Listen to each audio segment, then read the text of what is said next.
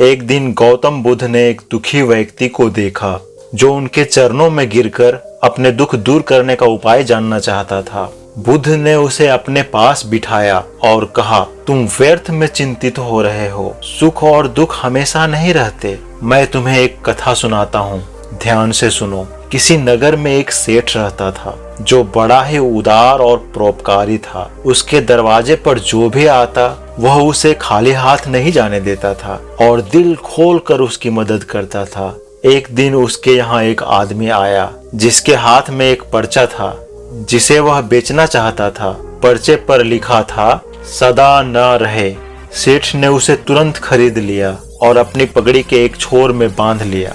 नगर के कुछ लोग सेठ से ईर्ष्या करते थे। उन्होंने एक दिन राजा के पास जाकर उसकी शिकायत की, जिससे राजा ने सेठ को पकड़कर जेल में डाल दिया। जेल में कई दिन बीत गए और सेठ दुखी था। एक दिन अचानक सेठ का हाथ पगड़ी की गांठ पर गया। उसने गांठ खोलकर पर्चा निकाला और पढ़ा। पढ़ते ही उसकी आंखें खुल गई। उसने मन ही मन कहा, अरे तो दुख की क्या बात है? जब सुख के दिन सदा नहीं रहे तो दुख के दिन भी सदा नहीं रहेंगे। इस विचार के आते ही वह जोर जोर से हंसने लगा और बहुत देर तक हंसता रहा। जब चौकीदार ने उसकी हंसी सुनी तो उसे लगा कि सेठ दुख के मारे पागल हो गया है। उसने राजा को खबर दी। राजा आया और उसने सेठ से पूछा, क्या बात है? सेठ ने राजा को सारी बात बता दी। उसने कहा, राजन, आदमी दुखी क्यों होता है? सुख और दुख के दिन तो सदा बदलते रहते हैं। सुख और दुख जीवन का दो पहलू है।